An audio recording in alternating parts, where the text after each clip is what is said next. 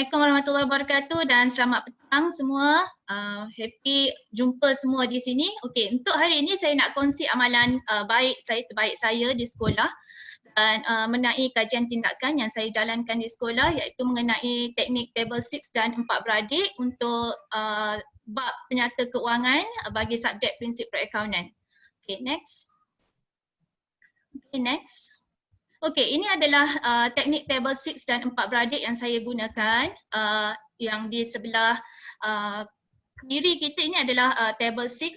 Okey, penyata keuangan ni saya bahagikan kepada 3 komponen iaitu akaun perdagangan, akaun untung rugi dan penyata kedudukan keuangan. Dan di kanan saya adalah teknik 4 beradik. Okey, next. Okey, sebenarnya soalan penyata keuangan ini di dalam SPM dia adalah soalan wajib yang perlu dijawab oleh murid. Markah dia terlalu besar, kalau bahagian A itu 25 markah, kadang-kadang tahun 2018 dia keluar sampai 45 markah per 100. So markah dia sangat besar di kertas 2 dan ini dan menyebabkan ramai murid tak faham bagaimana hendak menjawab soalan penyata keuangan ni dan murid rasa tertekan dan dia adalah soalan yang sangat popular sebab dia adalah LCCI punya standard lah. Okey, ini kaedah yang saya gunakan. So kaedah kajian tindakan saya ni, okey, sebenarnya kajian tindakan saya ni yang saya share sebenarnya untuk memberi kemudahan kepada murid lah untuk menjawab tu dengan lebih mudah. Selalunya soalan maths ni kebanyakan murid-murid saya dia tak minat. So saya wujudkan kaedah ini bagi mereka minat and then dia boleh jawab dengan baik lah.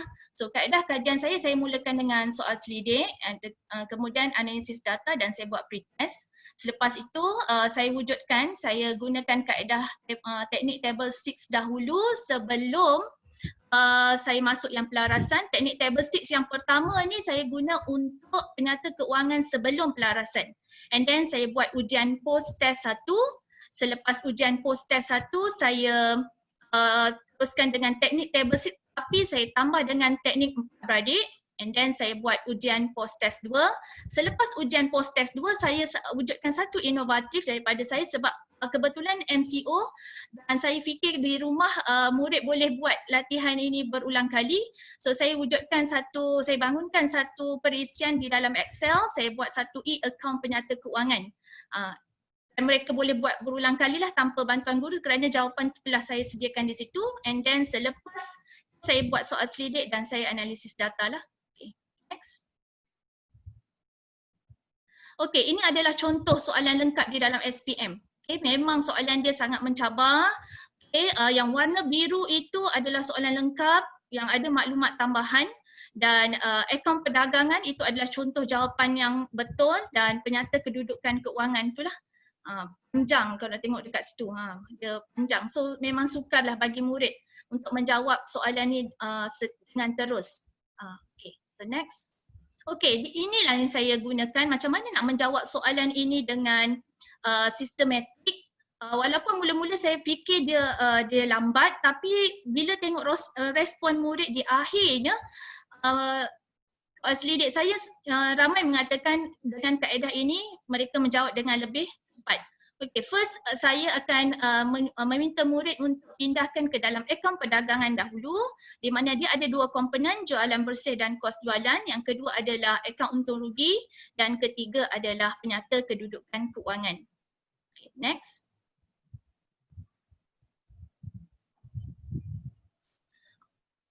Okay, so yang untuk akaun perdagangan setelah dia masukkan ke dalam kotak-kotak tu sebelum masuk maklumat tambahan ya, dia pindahkan dulu daripada imbangan duga ke dalam kotak-kotak tersebut, maka hasilnya akan jadi begini. Okay, next. Sekarang dia ada tulisan warna biru tu bila dia masuk maklumat tambahan dan dia guna teknik 4 beradik, so maka wujudlah yang tulisan yang warna-warna biru tu. So di sini murid hanya adjust di dalam kotak sahaja. Kalau sebelum ni dia kat kertas soalan tu mereka akan conteng dan mungkin kat situ berlaku kesilapan atau tertinggal sewaktu memindahkan ke dalam jawapan yang sebenar. Okay, next. Ini adalah contoh murid Di mana murid ini menggunakan teknik table 6 tu dan 4 beradik, dan tengok di situ jawapan dia sangat lengkap, dan di sini mereka boleh dapat 25 markah, 25/25. Ini adalah respon murid lah yang saya buat pada hujungnya. Secara keseluruhannya mereka memang suka, dan mula-mula memang saya rasa macam sempat ke murid boleh jawab soalan ni, sebab soalan 2 ni nak jawab paling maksimum 1 jam. Itu budak cemerlang. Kalau budak yang lemah lagilah lama. Dan ada banyak soalan lagi yang perlu dijawab. So dengan dekat sini bila kita tengok respon murid, kebanyakan murid boleh jawab respon dia, dia kata boleh cepat, boleh tahu format dengan bagus, dengan senang, boleh tahu komponen, boleh buat pelarasan dengan baik.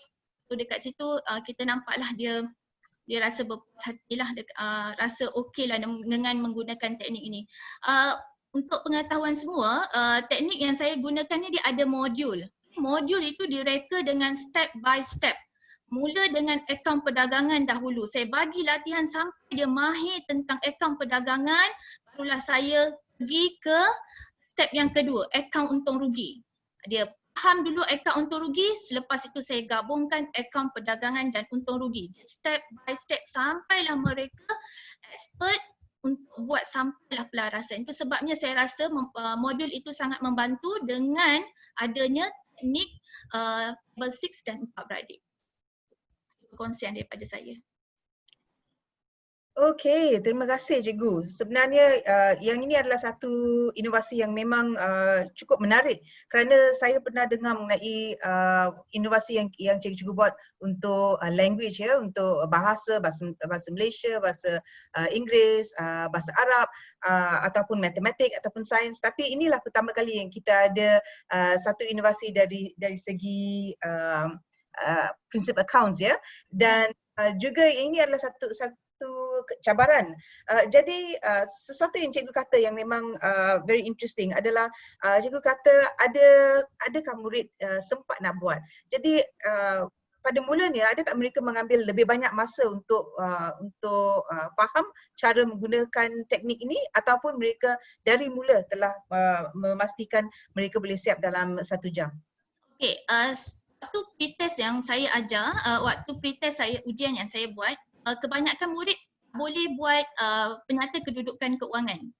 Okay, yang kedua tu. Yang pertama tu kebanyakan murid tidak tahu nak masukkan di komponen yang mana. Okay, dia tak tahu AD tu yang mana item dia, AUR tu yang mana item dia, PKK tu yang mana itemnya.